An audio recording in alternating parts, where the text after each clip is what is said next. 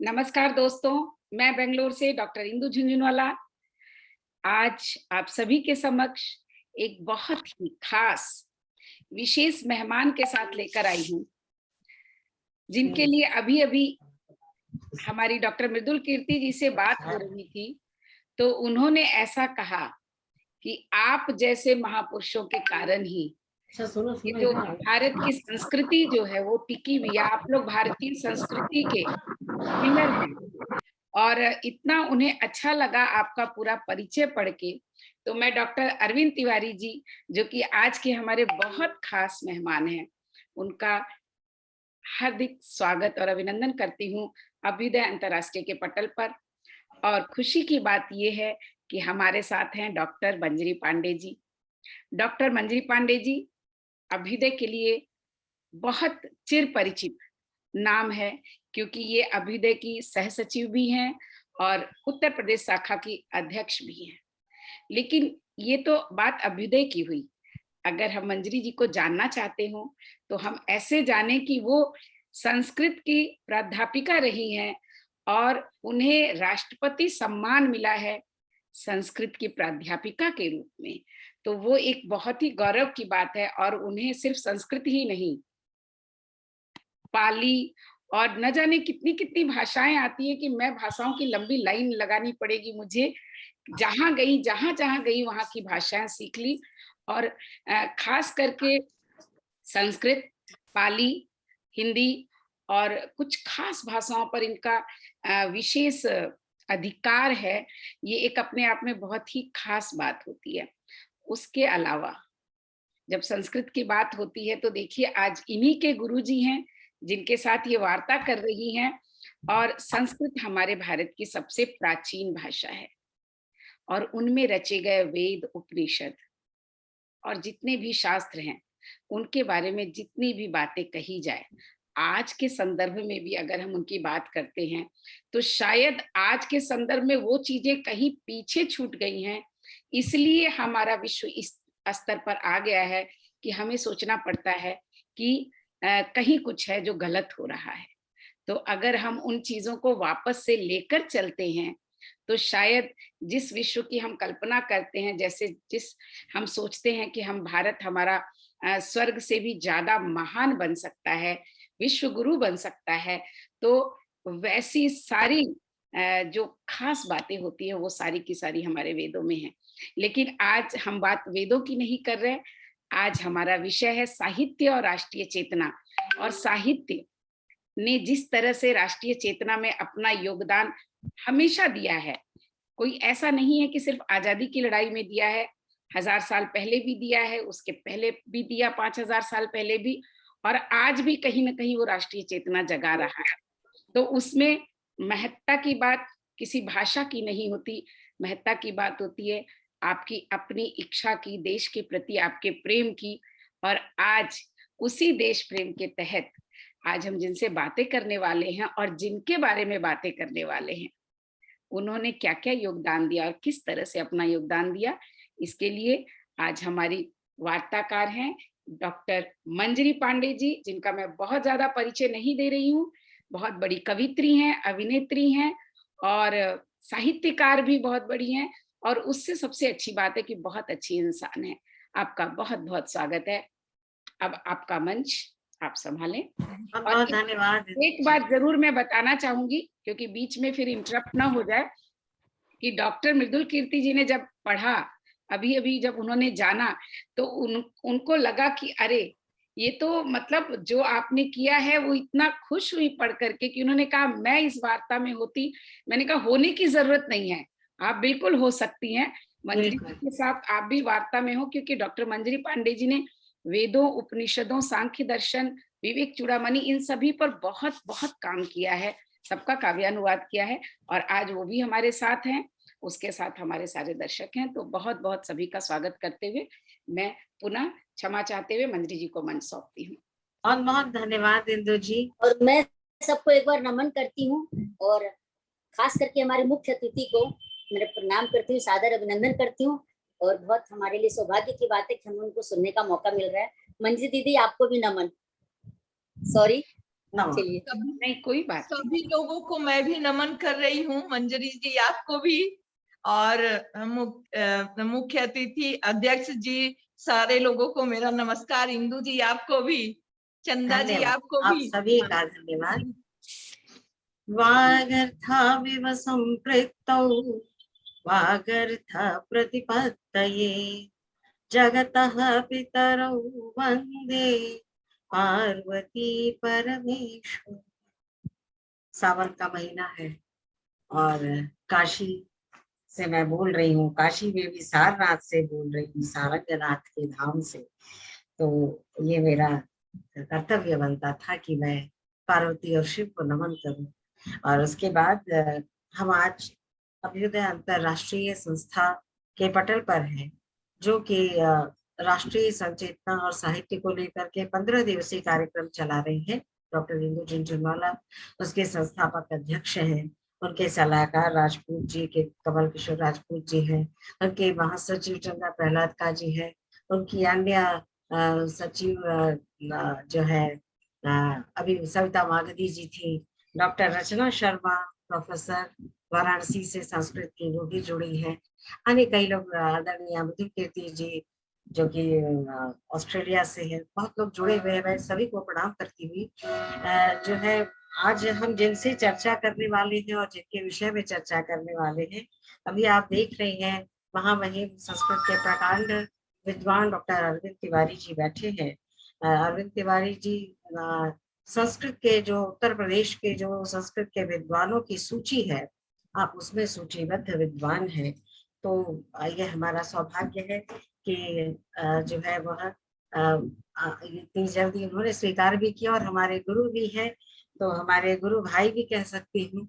तो इस तरीके से बहुत ही एक मधुर संबंध में आगे आज हम जिनके विषय में पहले चर्चा करना चाहते हैं, मैं जितने भी यहाँ उपस्थित लोग हैं, मैं उनको बताना चाहूंगी पहले जिनके विषय में हम चर्चा करना चाहते हैं।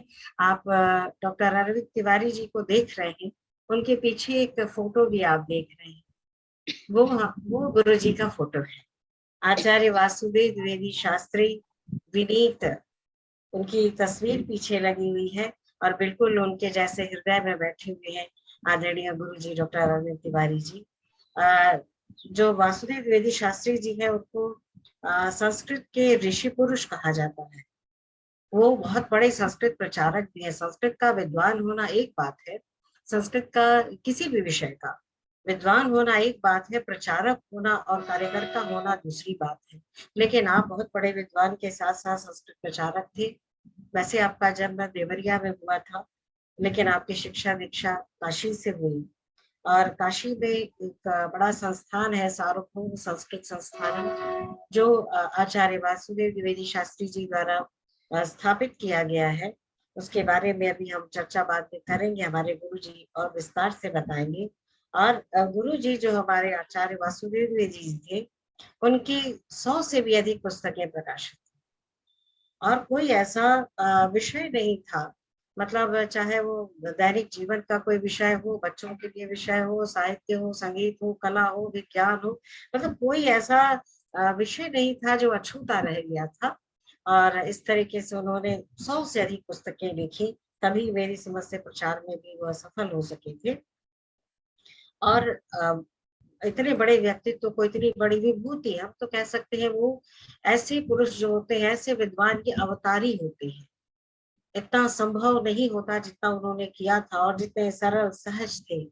तो उनको बहुत सारे सम्मान मिले, जिसमें जो उल्लेखनीय सम्मान है उनका मैं उल्लेख करना चाहूंगी।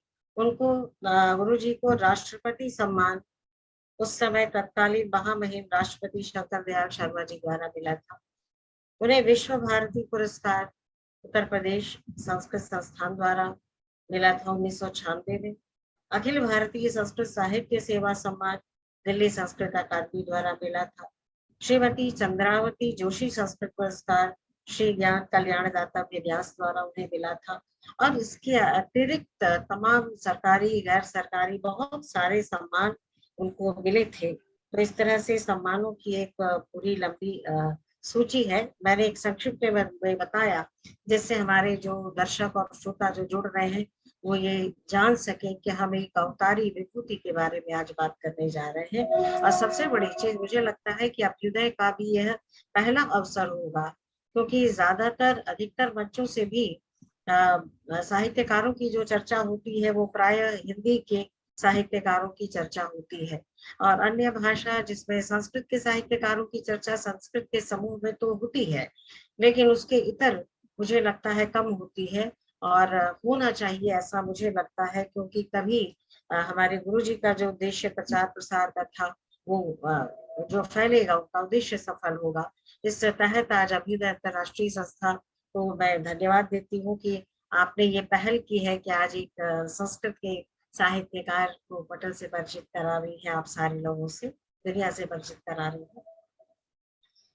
अब जिनसे मैं बात करने वाली हूँ, आदरणीय गुरुजी डॉक्टर अरविंद तिवारी जी से, उनके बारे में भी बताना बहुत जरूरी है, क्योंकि आप बहुत छोटे व्यक्तित्व के नहीं हैं। आप भी, आप संस्कृत प्रवक्ता हैं, इंटर कॉलेज बागमत में आप जो है, बागमत में आप हैं। वैसे आपकी शिक्षा दीक्षा भी काशी से हुई है, और आपने जो अपना शोध कार्य पीएचडी किया है वो काशी हिंदू विश्वविद्यालय से सांख्य दर्शन में, और यहाँ चक्रवर्ती की उपाधि दी जाती है। आपको भी संस्कृत की सेवाओं के लिए अनेक राष्ट्रीय अंतरराष्ट्रीय स्थानीय संस्थाओं द्वारा सरकारी गैर सरकारी बहुत सारे सम्मान आपको प्राप्त हैं। लेकिन जो उल्लेखनीय सम्मान है, मैं उनका उल्लेख करना चाहूंगी आदरणीय गुरुजी। साहित्य पुरस्कार आपको उत्तर प्रदेश संस्थान लखनऊ द्वारा मिला 2017 में। बाणभट्ट पुरस्कार उत्तर प्रदेश संस्कृत संस्थान लखनऊ द्वारा 2019 में, और बाल साहित्य पुरस्कार उत्तर प्रदेश संस्कृत संस्थान लखनऊ 2019 में। संपादक पुरस्कार आपको दिल्ली पब्लिक लाइब्रेरी 2019 में मिला। बाल साहित्य पुरस्कार साहित्य अकादमी भारत सरकार दिल्ली द्वारा आपको 2020 में मिला। विश्व भारती सम्मान विश्व भारती संस्था भदोही द्वारा आपको मिला है, और संस्कृत साहित्य सम्मान आपको चातुर्वेद संस्कृत प्रचार संस्थान वाराणसी द्वारा मिला, और राष्ट्र रत्न सम्मान आपको वाद योग चेतना पीठ वाराणसी द्वारा आपको मिला है। और अभी हाल में इसी वर्ष जो है आपको प्रतिभा प्रमोदन सम्मान आपको श्री लाल बहादुर शास्त्री राष्ट्रीय संस्कृत विश्वविद्यालय जो दिल्ली में है, उसके विश्वविद्यालय के कुलगीत की रचना के लिए आपको मिला है। साक्षात्कार आपका रेडियो पे होता रहता है, संस्कृत में भी साक्षात्कार आपका वार्तावली साक्षात्कार हुआ है। आप कल्पना करने वाले हैं, आपकी कल्पना है अमरवाणी कवि परिषद, और आप संपादक हैं काव्यामृत वर्षिणी जो अर्धवार्षिक पत्रिका है, आप उसके संपादक हैं। और बहुत सारा परिचय ही है। मैं गुरु से बात भी करना चाहती हूँ। ये बता दूं कि आपकी 21 प्रकाशित संस्कृत के ग्रंथ, संस्कृत की पुस्तकें हैं, और अभी कई जो है वह तैयार है, जो है प्रकाशनाधीन है। कई पुस्तकें तो गुरु जी एक एक दिन में लिखा है, कई किसी को 15 दिन में आपने लिखा है, किसी को 6 महीने में लिखा है, 4 महीने में। ये आपकी रचना शक्ति है, रचना धर्मिता है आपकी। और सबसे बड़ी बात, अनेक कार्यक्रमों की आप आयोजक, संयोजक और संचालक होते हैं। विविध पत्र पत्रिकाओं में न जाने कितनी रचनाएं आपकी प्रकाशित होती रहती है। तमाम राष्ट्रीय संगोष्ठियों में शोध पत्र वाचन आपने किया है, और बहुत सारी पुस्तकों के इस तरीके से एक बड़ा व्यक्तित्व हमारे बीच में कह लो कि है, और आज हम उनसे वार्ता करने जा रहे हैं। ये हमारा सौभाग्य है। तो गुरु जी आपका बहुत बहुत स्वागत है। जी धन्यवाद। आपका हार्दिक, आपके प्रति, आपकी संस्था के प्रति हम स्वागत और धन्यवाद अर्पित करते हैं। जी गुरु जी। अब हम गुरु जी के विषय में सबसे पहले आपका स्वागत करते हुए, और आचार्य वासुदेव द्विवेदी शास्त्री विनीत जी जो आपके भी गुरु रहे हैं और हमारे भी गुरु रहे हैं, बहुत कुछ सीखा था मैंने उनसे, लेकिन आप इतना नहीं सीख पाए जितने आप बड़े विद्वान हो गए। तो आज मैं आपसे आप जो एक बेसिक बात थी, जो एक आधार बात थी, वो मैंने बताई, और आगे थोड़े विस्तार से मैं आपसे जानना चाहूंगी, क्योंकि आप उनसे बहुत नजदीकी से जुड़े रहे हैं।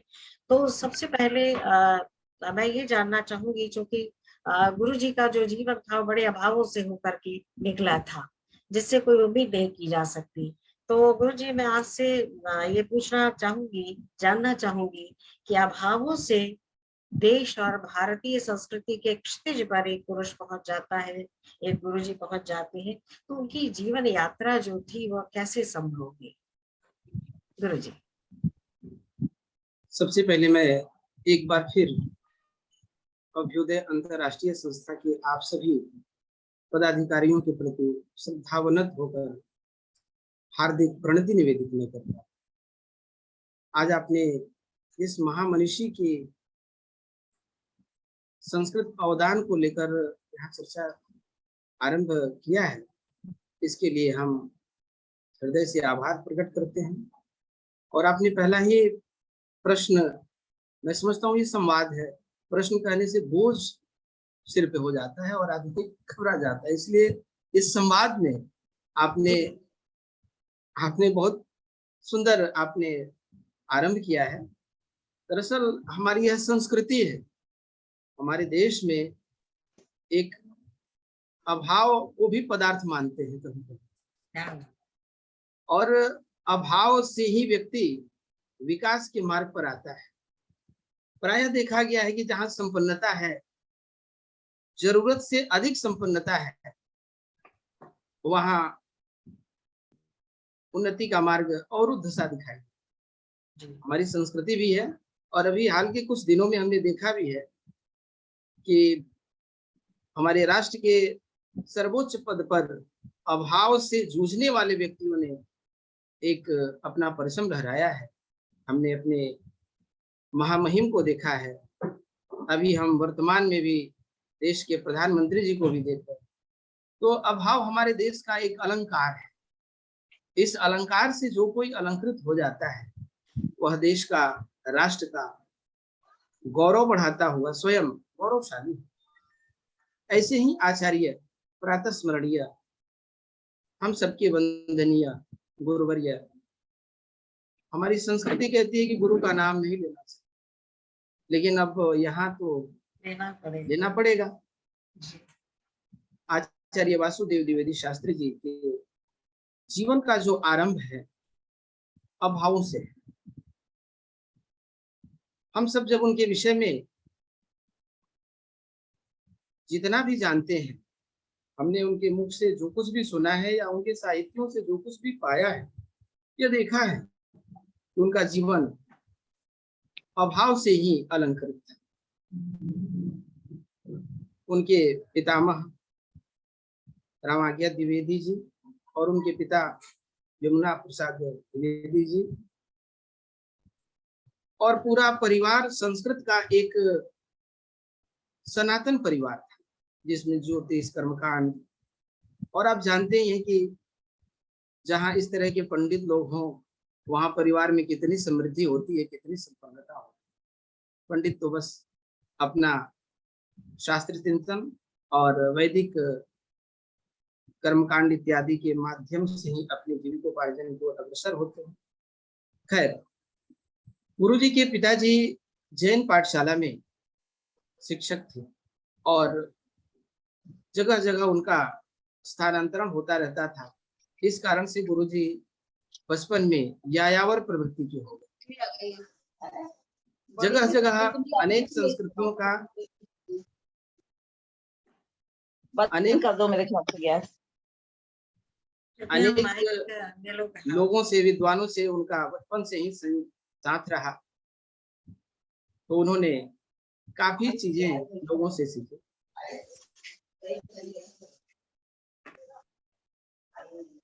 बहुत ही ऐसा कहते हैं कि कम समय में ही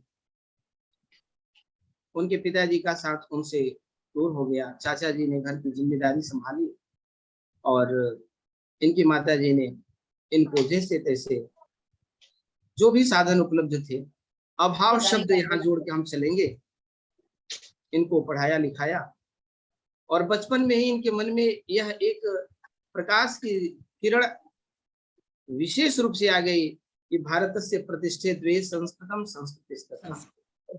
भारत की प्रतिष्ठा दो ही तत्वों में है, संस्कृत और संस्कृत। और कहीं हम बैठ इसी गए ध्वज को आगे लेकर जब वो चले बिंदु जी सबको म्यूट कर दीजिए। तो संपूर्ण राष्ट्र में उन्होंने अपना एक कीर्तिमान स्थापित किया। भारतवर्ष के सभी राज्यों में, यहाँ तक कि हमारे प्रतिवेशी देश में भी जाकर उन्होंने संस्कृत और संस्कृति की जो अलग जगाई वह आज हम सब देख रहे हैं। तो मैं मानता हूं कि अभाव उनके प्रगति पथ का प्रकाशक बना, अवरोधक नहीं बना। और मैं तो मानता हूं कि मनुष्य के जीवन में अभाव होना चाहिए।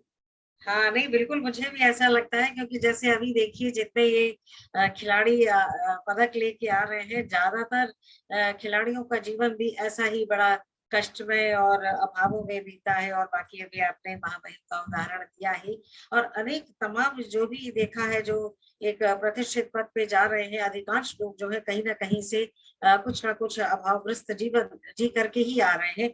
क्योंकि मुझे लगता है कि अभाव से एक संज्ञान जरूर बना रहता है। जब हम संपन्नता में हो जाते हैं तो शायद विलासिता में वह जो है संज्ञा शुद्ध हो जाती है अपने पद से, अपने कर्तव्य से। लेकिन एक चीज और है, उन्हें जो ये कर्तव्य जो उनको मिला था, जो संस्कृत जैसा था, आपने बताया कि उनको परिवार से संस्कृत विरासत में मिली। लेकिन जितने बड़े वो विद्वान बने और जिस तरह के विद्वान बने, मैंने देखा था उनका पूरा परिवार भी, उनकी बेटी और उनके सारे बच्चे नाती वगैरह सब संस्कृत ही बोलते थे। वो तो देखा था हमने। बोलने का माना कि वातावरण सब परिवार से आया। लेकिन जिस तरह की दिव्य ज्ञान ज्योति उनके में थी, जो संस्कृत में कह ले उनको दिव्य ज्ञान था, उनके ज्ञान को हम दिव्य ज्ञान ही कह सकते हैं। तो ये दिव्य ज्ञान उन्हें, उसके लिए उन्हें क्या करना पड़ा होगा? ये बालक यहाँ अभाव से तो आ गया, संस्कृत परिवार से आ गई, लेकिन उसके लिए उन्होंने क्या, क्योंकि आज जैसा कि लोग कहते हैं कि संस्कृत बहुत क्लिष्ट है, कठिन है, तो उस क्लिष्टता और कठिनता को कैसे उन्होंने इतना सहज बनाया? आपका यह भी एक प्रश्न बड़ा ही सुंदर है। और मैं समझता हूं कि गुरुजी की जो पृष्ठभूमि थी, पारिवारिक पृष्ठभूमि थी, संस्कृत के प्रकांड पंडितों का परिवार था।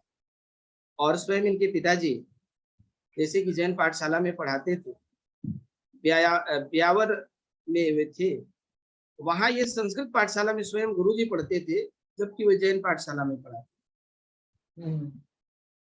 वहां एक विशेष संस्कृत का वातावरण था। और क्योंकि आप जानते हैं कि चाहे हमारा जैन दर्शन हो, चाहे संस्कृत के हमारे ग्रंथ हो, चाहे हमारा समाज हो, मुझे लगता है विभिन्न धर्मों की जानकारी उनको वहीं कहीं से अपने परिवेश से मिल गई। जी।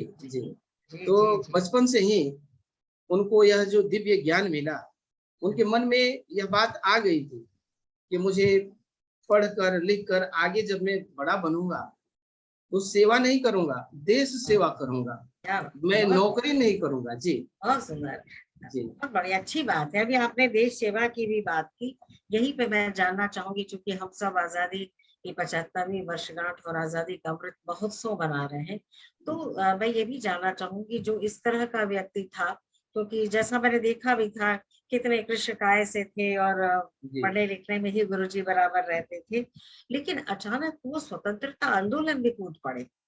वो मन में कौन सी प्रेरणा जागी होगी? देश प्रेम की बात तो आपने किया है, लेकिन वह अपने अध्ययन से विरक्त होकर और स्वतंत्रता आंदोलन में कूद पड़े, ये कैसे संभव होगा? कौन सी प्रेरणा होगी जो आजकल लोगों में नहीं है? उन्होंने अद्यापि नामक एक पुस्तक लिखी है। अच्छा। अद्यापि उनके जीवन का यात्रा वृत्तांत है, जो कि संस्कृत के वसंत तिलका छंद में निबद्ध है।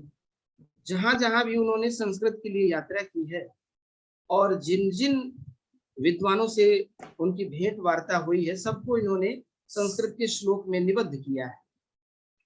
इसी अद्यापि के अंत में उन्होंने लिखा है कि 1942 का जब भारत छोड़ो आंदोलन देश में जोरों पर था, तो वे साहित्याचार्य की परीक्षा दे रहे थे। संपूर्णानंद संस्कृत विश्वविद्यालय, जो उस समय वाराणसी संस्कृत विश्वविद्यालय के नाम से था। अब ऐसे देशभक्त, देश के जहां सभी छात्र, नवयुवक आंदोलन में कूद पड़े हों, इन्होंने परीक्षा को त्याग दिया। और जैसा कि आप जानती हैं कि इनकी रचनाओं में बड़ी जोर शोर से उन दिनों भी कविता लिखते थे। सादरम समीयताम वंदना विधीयताम श्रद्धया स्वमातृभू समर्चना विधीयताम। ये तो अपनी हर कविता में कहते हैं कि एकदम त्याग, समर्पण, शिरह प्रदान के लिए कहते हैं कि प्राणदायिनी यम त्राणदायिनी यम भक्ति भुक्ति मुक्ति सुधान पायिनी यम एतदीय वंदने सेवने अभिनंदने साभिमानमात्मनो जीवनम प्रदीयताम। जो जीवन देने की, स्वाभिमान, जो जीवन अर्पित करने की बात करने वाला जो क्रांतिकारी योद्धा हो, वह भला आंदोलन के समय परीक्षा हॉल में कैसे बैठ सकता है? ऐसे थे हमारे पूजनीय गुरुवर्य। उसी समय उन्होंने आचार्य द्वितीय वर्ष की परीक्षा का त्याग कर दिया और आंदोलन में प्रवेश कर दिया। उन्होंने एक नारा भी दिया था गुरु जी, अमरवाणी विजयता, जो हम सब आज तक बोलते हैं। एक तरीके से हम लोगों का वो ध्येय वाक्य ही हो गया है, अमरवाणी विजयता। तो जैसा अभी आपने बताया कि एक तरह से छात्रों में एक आंदोलन सा हो गया है ना, क्योंकि वो उद्वेलित हो गए और अपने देश के लिए कुछ कर गुजरने की एक पूरी इच्छा उनके मन में आ गई। आज भी पूरी कोशिश है सरकारी या अन्य तरीके से, लेकिन वो बात शायद कहीं ना कहीं नहीं आ पा रही है। तो गुरु जी का ये जो ध्येय वाक्य अमरवाणी विजयताम, ये किस तरह से ऊर्जा भरता है, इसमें कितनी ऊर्जा है, ये मैं जानना चाहूंगी जरूर, क्योंकि हम लोग भी महसूस करते हैं। बहुत बढ़िया। और इसको तो मैं मंत्र मानता हूँ। और आप बताया देखती हैं कि मैं जब इससे बोलता हूँ तो मेरे अंदर, या जो भी बोलते हैं आप सब, उनके अंदर एक अपार ऊर्जा का संचय होता है। अमर वाणी, इसका अर्थ मैं वेद श्रुति भी लेता हूँ। वे एक प्रकार से ये भी कहना चाहते हैं कि इस देश में वैदिक जो वाणी है वो विजयिनी बने, वेद का स्वर सर्वत्र गूंजता रहे। और हिंदी की उनकी एक सुप्रसिद्ध कविता भी है, वेदों का उद्घोष मधुर हो, उपनिषदों का पाठ प्रचुर हो, गीता रामायण भारत की वाणी ही सब और मुखर हो, कालिदास की रसधारा से पिछिल पथ भूखा अपार हो, घर घर संस्कृत का प्रचार हो, घर घर संस्कृत प्रचार की बात आपने तो गुरु जी कही। हाँ, तो मुझे याद आया कि गुरु जी की बड़ी छोटी छोटी कुछ पुस्तकें लिखी थी।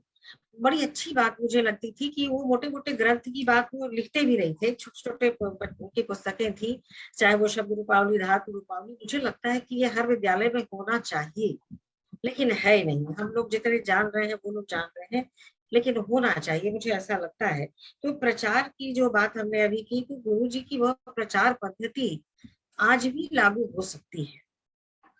उसको हम क्रियान्वयन किस तरह से कर सकते हैं, अगर करें तो कितना लाभ होगा, गुरु जी आप बताएं। जी, पूज्यवर प्रातः स्मरणीय गुरुदेव ने कहा कि जो लघु सिद्धांत कौमुदी और व्याकरण की जो प्राचीन पारंपरिक जो ग्रंथ हैं, उनके प्रति इनकी अरुचि है। ये कहते हैं कि इन पुरानी परंपरा के ग्रंथों के को थोड़ा सा उसमें परिवर्तन होना चाहिए और वैज्ञानिकी पद्धति लाई जानी चाहिए। इसलिए इन्होंने शब्द रूपावली, जिसका नाम रखा सुगम शब्द रूपावली, सुगम धातु रूपावली और सरल संस्कृत वाक्य संग्रह, इन तीनों पुस्तकों के माध्यम से उन्होंने देश में संस्कृत का जो प्रचार प्रसार किया है, एकमात्र स्वतंत्र भारत के संस्कृत प्रचारकों में इनका नाम लिया जाता है। और इन्हीं से प्रेरणा और आशीर्वाद लेकर देश में बड़ी बड़ी संस्थाओं ने जन्म लिया है। तो मैं समझता हूं कि इनका जो पाठ्यक्रम है, यदि सरकार के द्वारा किसी कक्षा में विशेष रूप से ले लिया जाए तो संस्कृत भाषा का जो विकास होगा वो स्मरणीय होगा। बिल्कुल, बहुत आपने सही बात भी कही। अभी आपने बताया कि सही बात है कि संस्कृत को शायद बहुत से संस्कृत के लोगों ने ही मार दिया। उसकी जो गरिमा थी, क्योंकि संस्कृत के बड़े विद्वान है, वो संस्कृत बोले और अशुद्ध न हो, ये सब बोल करके मुझे लगता है संस्कृत की क्लिष्टता को जानबूझ के सामने आने से लोगों में अरुचि हो गई। और आपने बताया गुरुजी तो बिल्कुल वो पारंपरिक सारे वेद पुराण से ज्यादा पहले वैज्ञानिक पद्धति को उन्होंने ध्यान दिया और आज उसी की आवश्यकता है। तो एक बात और जानना चाहूंगी, जैसे आप भी उनके शिष्य हैं और गुरुजी के तो तमाम शिष्य जो कि देश विदेश में है और बड़े अच्छे अच्छे पदों पर है, चाहे वो वाइस चांसलर हो चाहे अन्य मंत्री हो, बड़े अच्छे अच्छे पदों पे है। तो मैं जानना चाहूंगी कि अब आप सब लोग उनके जो ध्वज उठा के गुरु जी चले थे, उस ध्वज को आप लोग कैसे दोलायमान कर रहे हैं उनकी उस पद्धति का अनुसरण करके? जी, आपने सही प्रश्न किया है और मैं समझता हूँ कि सार्वभौम संस्कृत प्रचार संस्थान जिसकी स्थापना स्वतंत्रता दिवस 1947 के दिन गुरुजी ने की थी और 29 अगस्त 1961 को यह रजिस्टर्ड हो पाई थी संस्था। इसके पहले यह देवरिया में एक परशुराम तिवारी जी के घर में गुरुजी के द्वारा चलाई जाती थी संस्था। जब ये वाराणसी आए हैं तो आपने किराए का मकान लिया और वहां कार्यालय की स्थापना की।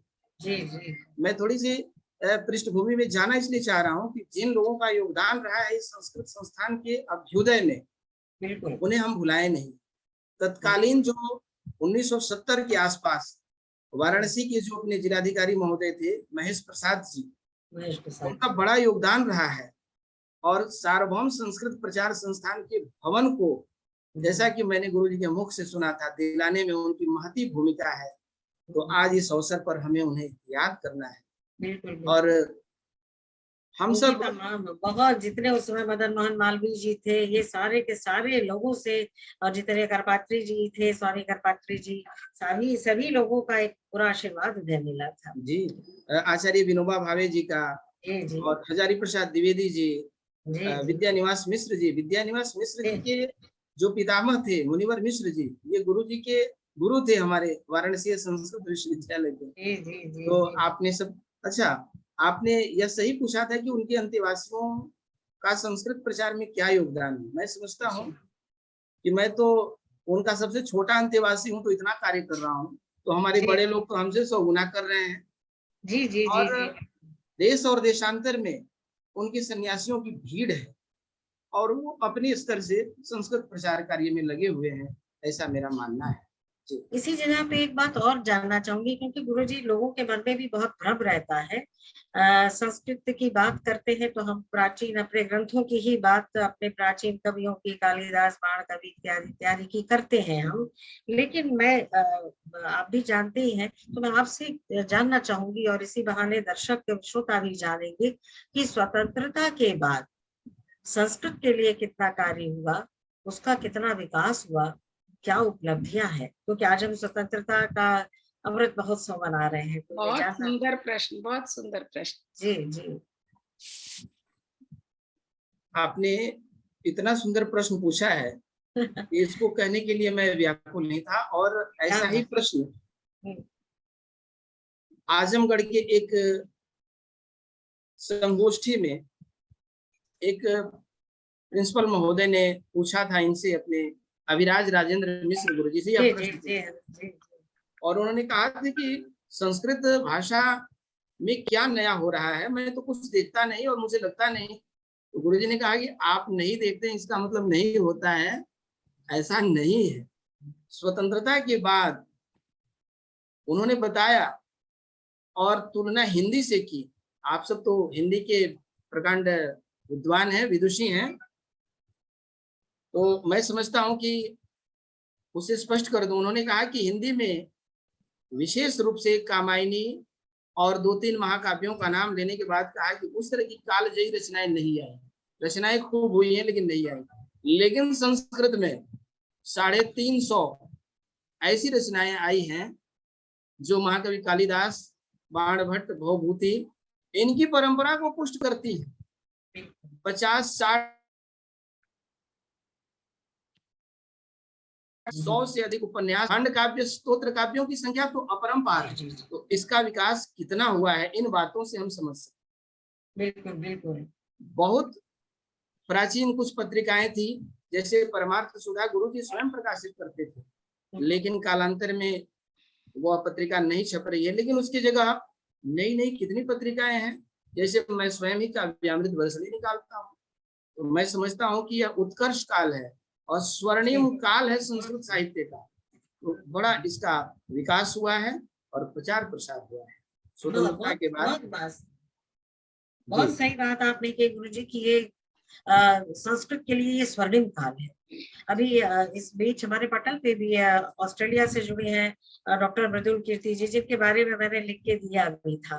तो आप देखिए तमाम वेद उपनिषद इत्यादि इत्यादि का वो काव्यानुवाद कर रही है। 1 मिनट का समय लूंगा, वीडियो ऑफ करो, जरा चार्जर को ऑन कर दूं, नहीं तो ये। अच्छा बिल्कुल बिल्कुल कर दीजिए गुरुजी जी।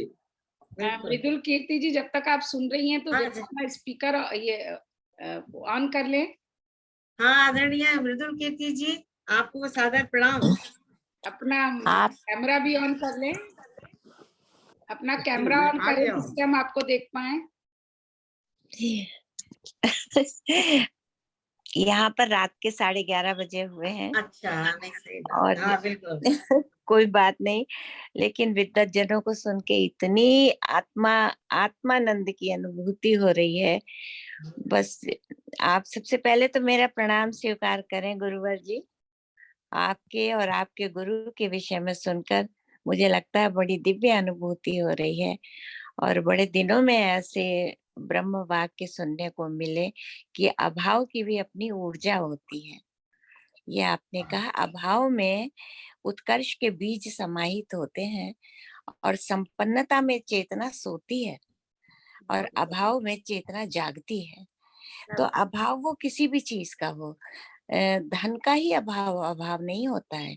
कई बार भावनाओं के भी अभाव होते हैं, जो जीवन में भावनाएं जो चाहिए वो नहीं मिलती, चल रहा है, आप आइए, तो भी संवेदित होता है मन, वो भी एक तरह का अभाव है। तो मुझे बहुत अच्छी लगी आपकी ये बात, और बड़े ही निष्ठा से मैं गुरु जी का सब सुन रही हूँ, और कितने भाग्यशाली हैं आप। और एक मैं हूँ जो मैंने कभी कोई विधिवत शिक्षा नहीं ली, सब कुछ घर पे ही वैसी एज अ गृहिणी हूँ, लेकिन रिसर्च तक की है वो सब घर में ही बैठे बैठे किचन में सब वेदों उपनिषदों का अनुवाद किया है। ये भी बड़ा कार्य है, यही सब कार्य है जो कि अभी गुरुजी ने जैसा बताया कि स्वतंत्रता के पश्चात कार्य ज्यादा हुआ है।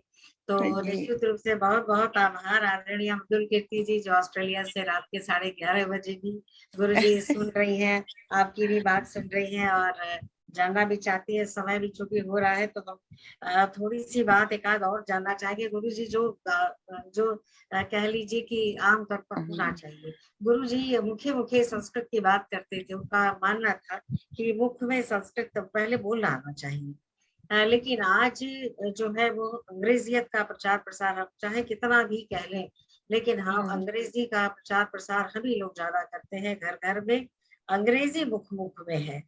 तो वो संस्कृत मुख में कैसे होगी? हालांकि आप लोग बहुत प्रयास कर रहे हैं, तो मुझे लगता है कि कुछ वह प्रयास जरूर आप बताएंगे कि अभी गुरुजी ने उस जो प्रयास किया था उसके संरक्षण के लिए, संवर्धन के लिए अभी आप लोग क्या कर रहे हैं गुरुजी? देखिए, हम तो ऐसे गुरु के शिष्य हैं जिन्होंने संस्कृत के ग्रंथों को खरीदने के लिए विवाह में प्राप्त सोने की अंगूठी बेच दी थी। और आजकल के कुछ लोग हैं जो कि मतलब मैं थोड़ा सा विपरीत नहीं बोलना चाहता, लेकिन संस्कृत के उत्थान के वो बाधक हैं। तो ऐसे गुरु के हम शिष्य हैं। मैं समझता हूं कि हम सबने ही संस्कृत भाषा का जो मार्ग गुरुजी ने चुना था, उस मार्ग को हम सब और भी सुंदर बना रहे हैं। और यद्यपि संस्कृत भाषा आज अंग्रेजी के कारण थोड़ी सी पीछे है, लेकिन लोगों को जगाना बहुत जरूरी है। ग्रामीण अंचलों में आज भी लोग, जब हम लोग स्कूलों में बच्चों को पढ़ाते हैं और उनसे कहते हैं कि संस्कृत विषय ले लो, तो घर वाले आकर ये कहते हैं कि गुरुजी कोई बात नहीं, संस्कृत तो अच्छी है, लेकिन आजकल अंग्रेजी का जमाना है तो कैसे काम चलेगा। उनके दिमाग में एक ऐसी बात भर दी गई है कि अंग्रेजी पढ़ने पर ही सब कुछ होगा। इसको दूर करना जरूरी है। और मैं समझता हूँ यह बात अंग्रेजों के समय से ही हमारे कुछ समाज सुधारकों ने इस तरह से भर दी है जो कि इसका आज बीज तक बो दूर गए नहीं हुआ। अंग्रेज चले गए पर कह रहे कि उसका बीज बो गए, और वही जी। बीज अभी नहीं, हम लोग अभी तक पराधीन हैं, मानसिक पराधीनता से। बिल्कुल है, बिल्कुल है जी। और आज देश में 18 संस्कृत के विश्वविद्यालय हैं जी। और जितने भी विश्वविद्यालय हैं, जितने भी महाविद्यालय हैं, लगभग 60-70% वहाँ संस्कृत के डिपार्टमेंट हैं। इसके बाद संस्कृत की पाठशालाएं हैं, विश्व हिंदू परिषद के संस्कृत के स्कूल हैं। तो संस्कृत का तो अंग्रेजी से तो मैं नहीं समझता कि तुलना करना, जो हमारे घर की चीज है उसकी तुलना हम दूसरों से करने के लिए क्यों आते हैं। हमारा तो हमारे यहाँ से ज्ञान लेने के लिए वैदिक काल से लोग आते हैं कि ये तद्देश प्रसूतस्य सकाशाद अग्रजन्मनः स्वम स्वम चरित्रम शिक्षेरन पृथिव्याम सर्वाणम। तो हमारा राष्ट्र तब भी गुरु था, आज भी गुरु है। अंग्रेजी आए, फ्रेंच आए, जर्मन आए, उनका स्वागत काल के लिए आएगा कोई बात। लेकिन आपने जैसे बताया इतने विश्वविद्यालय, इतने सब कुछ है, ये मुझे लगता है पहले बल्कि गुरुकुल बेशक थे, लेकिन आज उसकी संख्या में इतने अधिक विश्वविद्यालय, इतने अधिक विभाग, और जैसा कि हम लोग जानते भी हैं कि विदेशों में भी तमाम विश्वविद्यालयों में संस्कृत का भी विभाग है। तो ये संस्कृत का जो है, संस्कृत का विकास और संस्कृत की उपलब्धि है। मुझे भी लगता है कि स्वतंत्रता के पश्चात उपलब्धि हमारी बढ़ी है। हमारे देश के लोगों ने भी संस्कृत वर्ष मनाया, विश्व संस्कृत सम्मेलन किया, विश्व में भी संस्कृत सम्मेलन हो रहा, ऑल इंडिया ओरिएंटल कॉन्फ्रेंस होता है। तो सब कुछ देखने पर लगता है कि संस्कृत दिन प्रतिदिन विकास के पथ पर है। जी हाँ गुरुजी, एक आध बातें जान के हम लोग जरूर, बात तो बहुत सारी है गुरुजी के विषय में करने की, लेकिन एक चीज और जानना चाहेंगे। सार्वभौम संस्कृत संस्थान जो कह ले कि वो सभी के ऊर्जा का स्रोत है, हम सभी के लिए ऊर्जा का स्रोत है, उसका संरक्षण और संवर्धन होना चाहिए। आप इससे कितने सहमत हैं, या इसके लिए क्या सरकारी कुछ होना चाहिए? इस पे आप क्या अपने सुझाव, अपनी राय क्या दे सकते हैं, जिससे कि वह एक धरोहर के रूप में बना रहे? देखें, आज मैं गुरुजी का जो अभिनंदन ग्रंथ लिखा जा रहा था, लेकिन यह उनके जीवन काल में पूर्ण नहीं हुआ, तो इसका नाम दिया गया संस्कृत सेवा साधना। सारनाथ से ही जो हमारे गुरुवर्य हैं प्रोफेसर धर्मदत्त चतुर्वेदी जी ने इसका संपादन किया। इसमें शुभाशंसा है प्रोफेसर विद्यानिवास मिश्र जी की। अंत में उन्होंने 4 लाइनें लिखी। वो लिखते हैं कि सार्वभौम संस्कृत प्रचार संस्थान की उन्नति के लिए, संस्था के विकास के लिए मैं भी चिंतित रहता हूं, लेकिन संस्था कोई भी हो, व्यक्ति से पूजी जाती है। जब तक व्यक्ति है, जब तक विद्वान है, जब तक साधक है, तब तक स्थान का महत्व है। इसलिए हमें मिलजुल कर उत्थान तो करना चाहिए, लेकिन व्यक्ति प्रधान नहीं संस्थाएं हुआ करती हैं, और आज उनके शिष्य उन्हीं के समान उनके कर्म पथ पर आगे बढ़ रहे हैं। तो सार्वभौम एक नहीं, आज मैं समझता हूँ कि अनेक हजारों सार्वभौम के रूप में प्रस्फुटित है, तो उसका उत्थान होना चाहिए। और यदि तत्कालीन जो लोग उसे देख रहे हैं, यदि तनिक भी उनकी दृष्टि इधर हो, तो सब कुछ वैसे वहाँ कार्य हो रहा है। कोरोना काल में थोड़ा सा बाधित रहा, लेकिन आपने देखा हमने शीतकालीन कक्षाएं भी संचालित की वर्चुअल माध्यम से। तो सार्वभौम संस्कृत प्रचार संस्थान का कार्य अच्छे ढंग से हो रहा, लेकिन वैसा नहीं हो रहा जैसा कि गुरुजी के काल में था। तो हमें भी उस पर ध्यान देना है, और आप सबका सहयोग अपेक्षित भी है। जी बिल्कुल। अब हम जो है चलते चलाते आपसे एक बात जरूर जानना चाहूंगी कि आप अपनी ओर से, इतनी सारी बातें हमने गुरुजी के लिए कही, लेकिन आप अपनी बात जो है इस हम राष्ट्रीय संचेतना की बात कर रहे हैं और इस अमृत महोत्सव के अवसर पर कर रहे हैं, तो गुरुजी आप अपनी ओर से क्या संदेश देना चाहेंगे हमारे बाकी लोगों को या राष्ट्र को? आज हमने संस्कृत के साहित्यकार पे बात की है, और भी अन्य जगहों पे अन्य विषयों के लोगों को बात करना चाहिए, या जैसा भी आप क्या संदेश देना चाहेंगे? जी देखें, आपने उपसंहार स्वरूप प्रश्न किया है, ऐसा मुझे महसूस हो रहा है। तो मैं समझता हूँ कि जिस महनीय आचार्य के विषय में बात हुई, तो आरंभ में ही हमें कुछ बातें ऐसी भी होनी थी, जैसे 9 मार्च 1914 को आपका जन्म हुआ और 26 मई 2004 को आपका देहावसान हुआ। कुल 90 वर्ष 2 माह 17 दिन तक आप इस धरती पर रहे और आपने जो एक मूल मंत्र दिया, अमर वाणी विजयताम, उसकी तो आपने अभी आदरणीय मंजरी जी ने आपने चर्चा की ही है, लेकिन इसके साथ उनका एक व्याख्यात्मक भी एक पद्य है, जिसमें मुझे लगता है कि 28 तत्वों की बात है, जिससे हम गाया करते हैं, भारतीय एकता साधकम संस्कृतम, भारतीयत्व संपादकम संस्कृतम, ज्ञान पुंज प्रभादर्शकम संस्कृतम, सर्वदानंद संदोहदम संस्कृतम।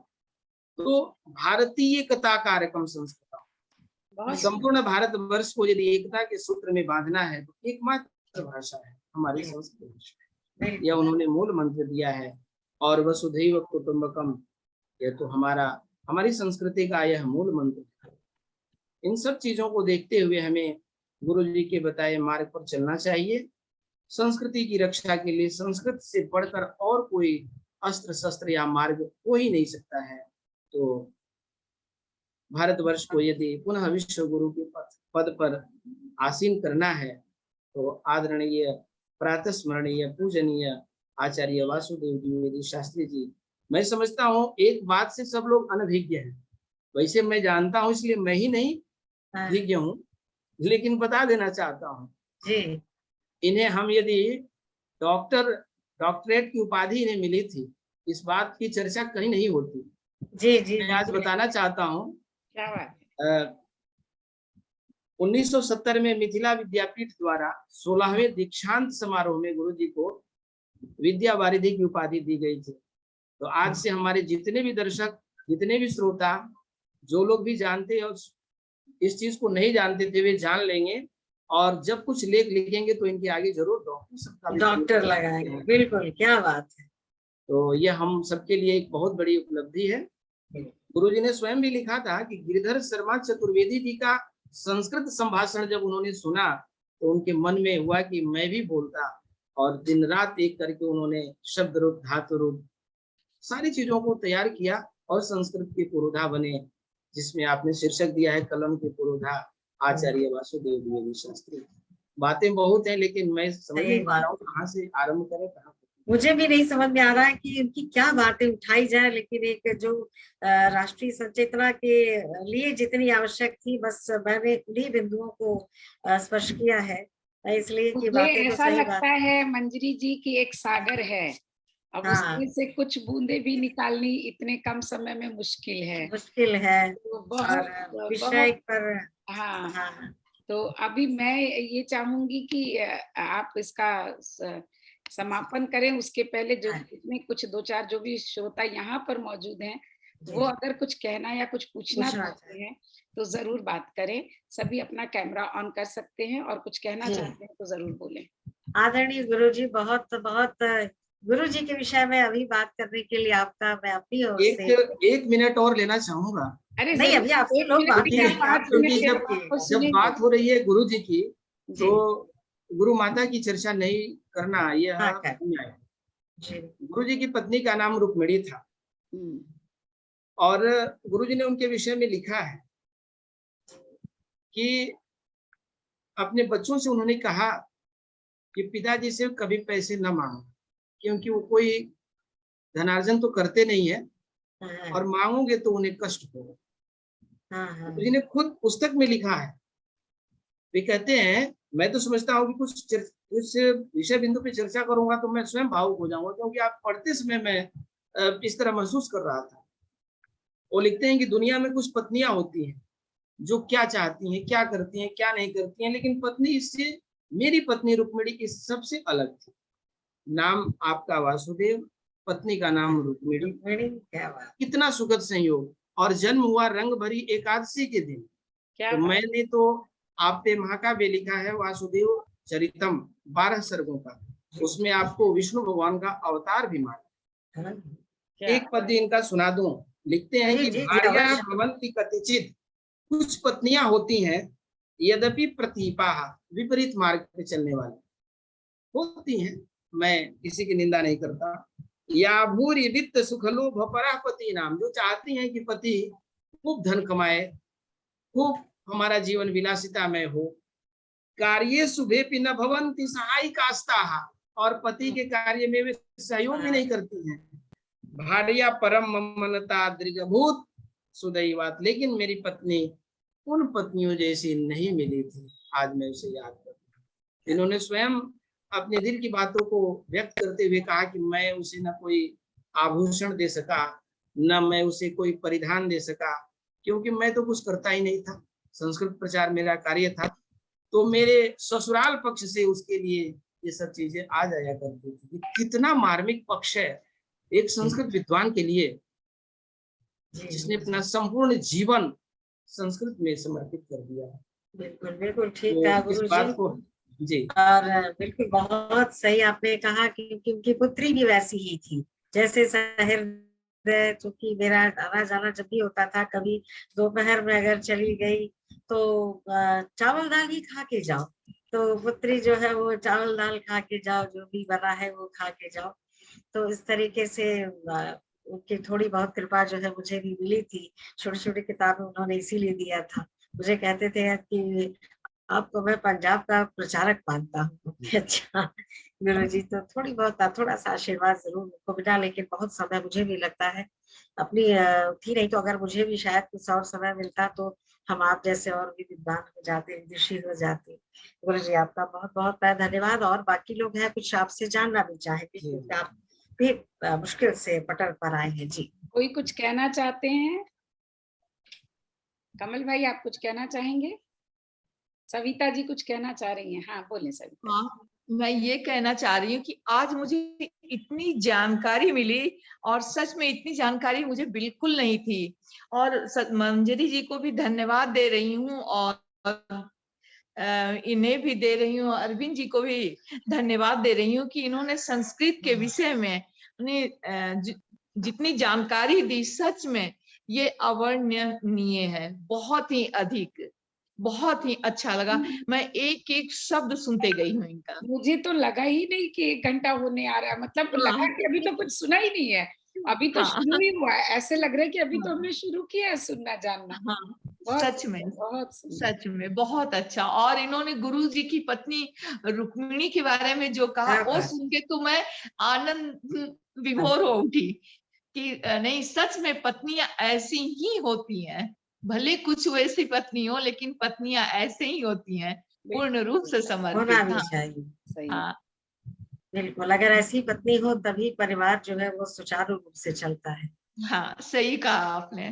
कोई पत्नी गृह लक्ष्मी ऐसी थोड़ी कही जाती है, वो गृह लक्ष्मी होती है, वो और क्या। अन्नपूर्णा होती है, इसीलिए। मैं भी सही नमन बात। करती हूँ गुरु जी को। सचमुच में आज जितनी बातें मैंने सुनी, मुझे सचमुच में संस्कृत के बारे में ज्यादा कुछ जानकारी नहीं थी, और जितना कुछ जाना इतना अच्छा लगा। तो मैं चाहूंगी कि वापस एक दिन उनका कार्यक्रम किया जाए। मुझे इतना अच्छा लगा, और मैं वापस सुनना चाहती हूँ उनसे। जो इन्होंने राष्ट्र के लिए संदेश दिया, ये मुझे सबसे अच्छा लगा कि सचमुच में जो वसुधैव कुटुंबकम की बात है, संस्कृत सचमुच में बहुत जरूरी है। लेकिन जो बात सही ना कि बच्चों के दिमाग में भर गया है कि बिना अंग्रेजी के तो कुछ हो ही नहीं सकता है, फ्यूचर ही नहीं है। आजकल के जो बच्चों को देखते हैं तो बहुत आश्चर्य होता है। तो मुझे ये बात आपकी बहुत अच्छी लगी। हाँ, एक बात मैं पूछना चाह रही थी, वो लाइन में भी कंफ्यूजन है मुझे। जो आपने कहा कि अभाव, जो आपने बोला ना कि अभाव के बाद जागृति आती है, यही ये तो मुझे, है। मैं जानना चाह रही हूँ इसको। अरे ये तो बहुत ही सही है इसमें। अच्छा, ठीक है। जी। हाँ, मैं आप मैं तो साक्षात्कार से पहले थोड़ा सा वैसे मैं कार्यक्रमों में ज्यादा हिस्सा लेता हूँ, लेकिन मैं सोच रहा था कि कहीं मैं अनुकूल न बोल पाऊं, लेकिन आप सबने मुझे मेरा जो उत्साहवर्धन किया है उसके साथ मैं इस प्रश्न का उत्तर तो नहीं दूंगा, लेकिन जैसा हमने सुना पढ़ा है वैसे महाभारत में कुंती ने, जब महाभारत का जब अंत हो गया ना, तो भगवान श्री कृष्ण पूछे कि बुआ मुझसे कुछ मांगो, तो उन्होंने जानती क्या मांगा कि मुझे जब जब धरती पे आना पड़े तो मुझे दुख मिले। वाह, कहा कि जब जब मैं धरती पे आऊं तो मुझे अपार दुख मिले। अब दुख शब्द वही है, संपत्ति का अभाव, क्योंकि जब अभाव होगा, दुख होगा, तो हे मधुसूदन मैं तुम्हें याद करूंगी, क्या बात। तब मैं बहुत सही सुंदर, मार्ग पर चल पाऊंगी और उन्नति बहुत कर पाऊंगी। बहुत सुंदर। तो और- एक्चुअली क्या है, अभी अभाव में दूसरी चीज देखने को मिलती है, लोग डिप्रेस हो जाते हैं, लोग डाउन हो जाते हैं, कुछ ऐसा भी होता है। इसलिए मैंने ये क्वेश्चन किया, ये बात आपने जो बोली लेकिन मुझे बहुत समझ में अपने आई। अभाव में या जी जी, और अपने मतलब ये कोई शाश्वत नियम नहीं है कि अभाव में हो, लेकिन अभाव में भी पल्लवन हो जाता है। पल्लव हो जाता है, ये लाल- बात आपने सही बोली कि लाल हम बहादुर- भगवान से जुड़ते हैं, जब दुख आता है तो हम, आपने जो बोला ना कि माधव से जुड़ते हैं, ये एकदम जी। सच बात है। और जी कहते भी है ना कि सुख में सुमिरन सब करे, दुख में करे ना कोई। होय, जो दुख बिल्कुल, में, जो सुख में सुमिरन करे तो दुख का एक। दुख काहे को होय, एकदम सही बात। और सबसे बढ़िया उदाहरण हमारे यशस्वी प्रधानमंत्री लाल बहादुर शास्त्री जी, जो वाराणसी जी। से, उनकी जीवन यात्रा को आप देखें, कितने अभाव से आगे बढ़े। तो अपना देश बिल्कुल, तो बिल्कुल। अभाव वालों का देश है, और मैं समझता हूँ कि अभाव से ही आदमी अभाव वालों से ही भाव वाला देश बन गया। भाव वाले। कितनी जी, बड़ी बात है ना ये। बहुत सुंदर बताया बहुत आपने। सुंदर गुरुजी। और हम नहीं फिर गुरुजी तो चाहते बहुत अच्छे कवि है, बहुत अच्छे बाल साहित्यकार है। मैंने तो इनके पक्ष में तो मैं गई ही नहीं गुरुजी, आपको बिल्कुल नहीं अच्छा। सुना। हाँ, तो अगली बार हम इनके पक्ष में तो सुनेंगे। अगली बार फिर हाँ, करना है। आज तो हाँ, हमने गुरुजी की इनको सुनना चर्चा है, फिर की। हाँ, फिर सुनना हाँ, लेकिन गुरुजी से फिर सुनना है, हम लोग मैं चाहूंगी कि अपनी एक रचना से समापन करें गुरुजी। कमल तो भाई, बड़ा मृदुल कीर्ति जी, आप लोग कुछ अच्छा। कहना चाहेंगे या हम उनकी एक रचना हाँ। सुनें? दीदी आपको नमन करती हूँ, मृदुल दीदी दी। हाँ जी, नमन नमन, करती प्रणाम, रात में वंदन। जगी है। नमस्कार दीदी। चलिए, मैं उनकी रचना सुन लेते हैं। जी बिल्कुल, चलिए मैं सुनेंगे। अपनी पूर्ण मदह सुनाती हूँ, क्योंकि आप पूर्णता की ओर हैं। तो पूर्ण मदः पूर्णमिदं पूर्णात् पूर्णमुदच्यते पूर्णस्य पूर्णमादाय पूर्णमेवावशिष्यते। क्या बात अब इसे जन जन तक पहुंचाने के लिए हिंदी भाषा का सहारा लिया है। तो उसका अनुवाद हरिकीति का छंद में सुनिए कि परिपूर्ण पूर्ण है पूर्ण प्रभु, परिपूर्ण पूर्ण है पूर्ण प्रभु, यह जगत भी प्रभु पूर्ण है। परिपूर्ण प्रभु की पूर्णता से पूर्ण जग संपूर्ण है। उस पूर्णता से पूर्ण घटकर पूर्णता ही शेष है। परिपूर्ण प्रभु परमेश्वर की यह पूर्णता ही विशेष है। क्या बात है, बहुत सुंदर, बहुत सुंदर, बहुत सुंदर आदरणीय दीदी, ये कहाँ लिखा हुआ है दीदी? ये तो श्लोक है। क्या बात है। ये बहुत मतलब इनको अरविंद, हमारे आदरणीय अरविंद जी, आप कुछ सुनाएं एक, जैसा कि मंजरी जी ने कहा, आप भी। हाँ, आप सबका आदेश आग्रह में डाल नहीं सकता, तो एक रचना जो हाथ में है, सरस्वती वंदना ही है, और उत्तर प्रदेश संस्कृत संस्थान की परिशीलनम पत्रिका के सबसे पहले ये छपी हुई है। कुरुमतिम विमलाम, हे माँ सरस्वती मेरी बुद्धि को निर्मल बनाओ। विमल राग सुखासन वर्तिनी, मृदुल राग मनोहर रूपिणी, निज कटाक्ष कवित्व विकासिनी, हर स्मृतिं मम बुद्धि विवर्धिनी, प्रसृत विश्वतमोन्ध विनाशिनी, शशि सुधारस वृष्टि विधायिनी, अखिल मंत्र रवोद्भवकारिणी, भ्रम मुखे नितराम मतिशोधिनी, वटुक संघ मुख श्रुतिदायिनी, दनुज मानुष देव विलासिनी, धवल रूप तिरस्कृत दामिनी, हर शुभे जड़ताम गुणकारिणी, विधुवितान चमत्कृति मर्दिनी, रवि विभाषत सार विहारिणी, कवि शिशु प्रिय रोदन नाशिनी, कवि रूपी शिशु जब रोने लगता है कि मेरी कविता में आ जाओ, तो आ जाती हो तुम। कवि शिशु प्रिय रोदन नाशिनी कुरुमतिम विमलाम गतिशालिनी। अंतिम है अमृत बोध निपान निपायिनी कविज दुर्गुण दोष सताशिनी अगणितानन पद्म निवासिनी निवस शिष्य हृदयेश्वर वाहिनी निवस शिष्य हृदयेश्वर वाहिनी। जी बहुत बहुत बहुत शोभनम गुरु जी, बहुत सुंदर, सुमधुरम शोभनम किम किम कथनीयम अस्ति। बहुत सुंदर गुरु जी, बहुत बहुत आभार आपका गुरु जी। आप आए, आपसे कभी आपसे भी वार्ता आपके विषय में करेंगे। आप सबको भी अभ्युदय अंतर्राष्ट्रीय संस्था को और इस संस्था से जुड़े हुए सभी लोगों को मैं हार्दिक प्रणति पूर्वक धन्यवाद और साधुवाद प्रदान करता हूं कि मुझे अवसर आपने दिया और मेरे मुख से जो कुछ अच्छी बात गुरु जी को समर्पित हो गई मैं गुरु जी का ही प्रसाद समझता हूं, और जो कोई अरुचिकर बात होगी वो मुझे वापस कर दीजिएगा, यह प्रार्थना करता हूं।